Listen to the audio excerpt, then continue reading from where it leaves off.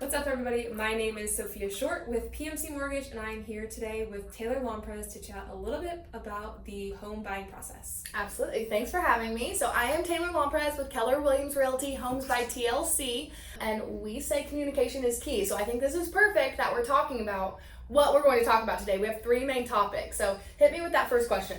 There's a lot of places around the country that don't have HOA fees, POA fees. When you are looking to buy a home in the Low Country area, how do you start that conversation with your potential home buyers? Yes. So HOA, if you have not heard of that, to you guys, not Sophia, obviously, HOA is Homeowners Association. And so a lot of parts of the country, I'm personally from Illinois, and we don't really have those, right? So you just get a house and you move in and you live in that town.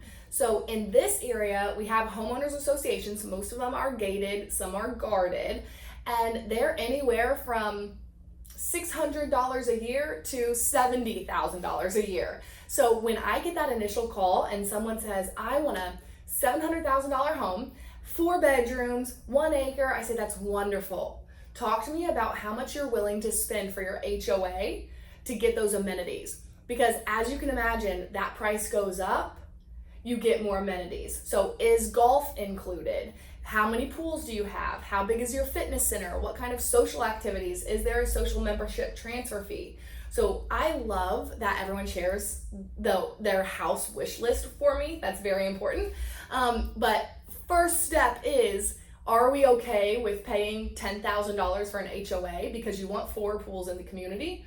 Or would you rather keep all of that money in equity in the home and buy in somewhere like Woodbridge or the Willows or something like that only has a $600 to $1,500 HOA yearly payment, and we put the rest of the money in the house? So that's a homeowners association. Most everywhere in our area has them, and that's one of the first questions I want to go over. Yeah, very cool. So you've picked your neighborhood, you're under contract on a property. Talk through that inspection period and what that looks like once you're under contract. Yes, so we have a Hilton Head contract and state contract, and it really depends kind of the timing of where you're at. And right now we're going through a lot with contracts, so I want to explain both of them for you.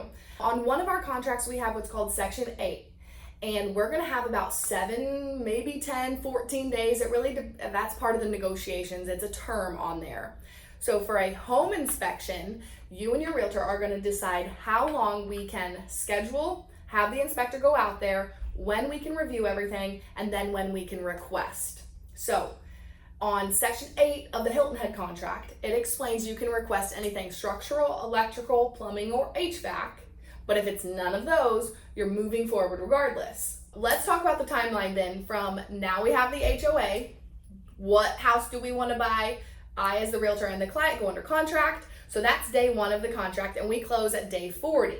Now we just learned that the inspection, let's say 7 days. So day 1 is contract, day 7 is inspection deadline, and day 40 is closing.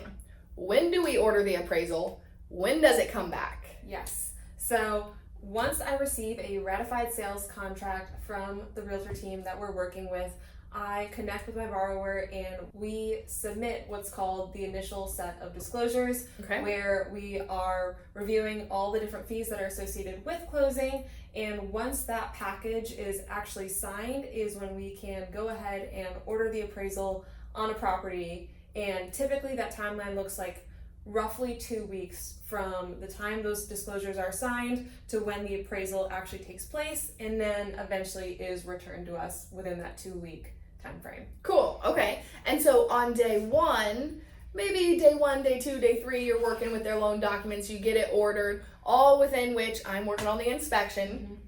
And then the appraisal comes in within hopefully 14 days of that. Yes. But when we wrote that contract on day 1, we gave ourselves a 21, maybe 28 day loan contingency. So that appraisal all gets in within there. Exactly. Because one of the biggest questions I get is, what if the home does not appraise? And I am not going to put in writing right this second the exact answer, because there are so many different terms and so many different contracts that answer can pertain to. But I will give the general idea. You gave the $300,000 home example. So if we offer on our home at $300,000, and that's where we're under contract at, And that appraisal that Sophia ordered on day 1 to 3 at some point in there comes back in 14 days at $200,000. My client was only planning to put $20,000 down, but now they have to put $100,000 down, and they don't have that. Right. So you give me what?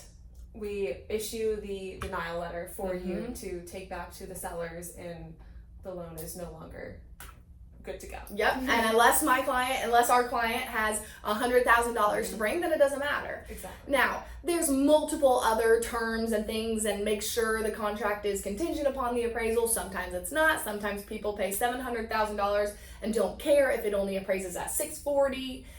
Lots of terms that go in there, but overall, that's the general rule. Is that correct? Yes, exactly. And I think also people will get caught up too in the idea that the appraisal is that set value. And I always want to reiterate, at the end of the day, it is truly an opinion of value from one person, but that is what the bank uses to get their value of the property. Yeah, because someone has to know like the bottom line value, no matter the emotions of the gorgeous golf course to ocean to beach, whatever it is. Yes. So yeah, that helps a lot, and I hope that helps you guys. So that's HOA, inspection, and appraisal timeline. Let us know if you have any more questions. Yes.